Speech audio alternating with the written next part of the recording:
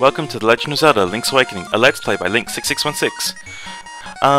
So in this episode, now that we've finished the Angler's Cavern, it is time for the Catfish's Maw. Now this dungeon that we're going to is probably one of my favourites. And it's also where I get the hookshot, which usually leads to a pretty interesting dungeon. But first, we've got to do a few little extra things. Let's first of all go to the catfish, to the pond where the Mambo takes us.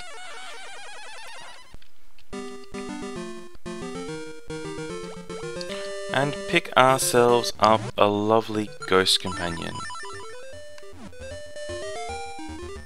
There he is. So what I kind of like is that between the key dungeon, I don't think the dungeons that have keys are especially interesting to get to. But the ones that don't, such as this one, and even the Angler's Cavern to some extent with Marin, these ones I think force you to explore the overworld in a lot more interesting way than the key ones seem to. Although I do need to replay and reconfirm how many of the keys worked, but the companions feel a little bit more natural as a way to progress to future dungeons.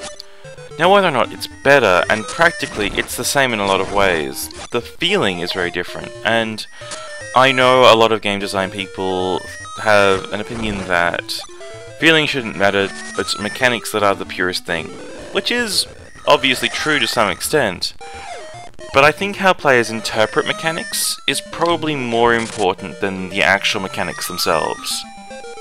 And obviously, design has a bearing over the mechanics themselves, and how players feel.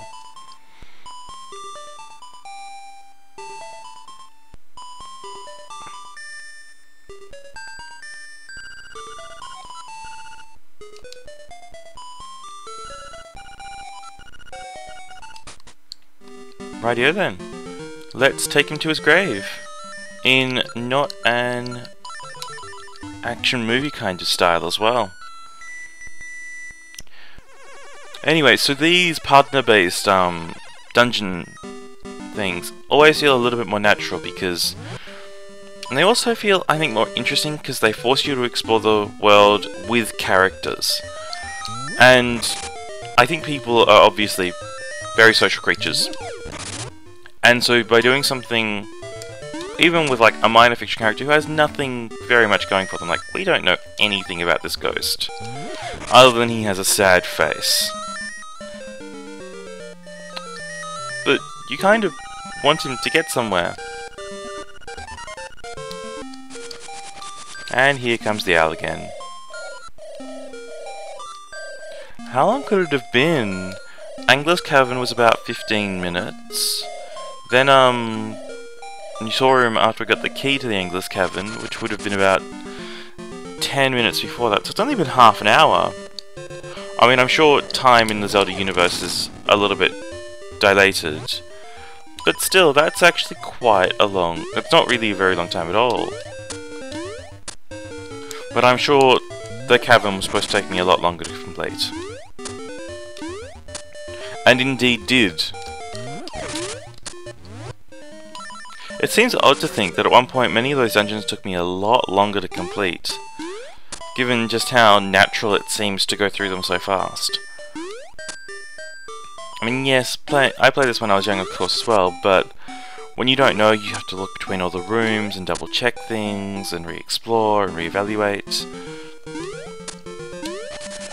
Which is something that I think is kind of sad for Zelda games, in that it is genuinely hard to replay them and get that same experience. And the more you play the franchise, the more you miss out on that special feeling of solving a puzzle for the first time. Because inevitably, in a series that uses many of the same building blocks, you're going to get very similar puzzles occurring. Even if they throw in some really nice twists, some interesting items, there's very fundamentally going to be things that are similar.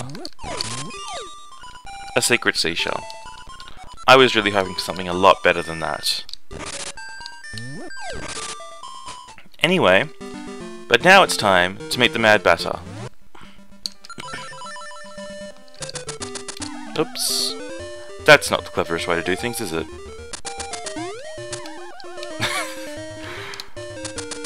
Jump! Good job. So the Mad Batter was the creature that gave us the... That was bad timing. The Mad Batter is the creature that gave us the extended bow and arrow set. And this time, he's going to give us bombs. Because magic powder's pretty easy to retain, but bombs are not the easiest thing to get more of. And they're also going to prove very important for the next dungeon.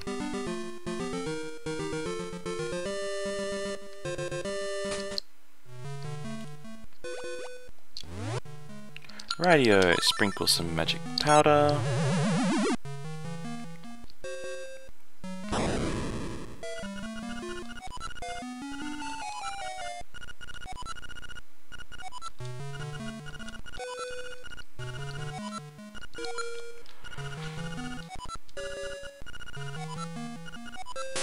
I do find it interesting that you actually get that choice. Like, that it wasn't pre-planned which order you get the things in, and that you also do get put up to the full cap, which I assume is to clearly demonstrate exactly what has gone on here. Because without that, you wouldn't actually know that you had your item capacity doubled, especially if you're not buying items, which I'm sure a lot of people don't actually really bother doing in this game. Because you're relatively plentiful. You might need to buy bombs once or twice through the game. But it never really feels like much of a pressing need. No!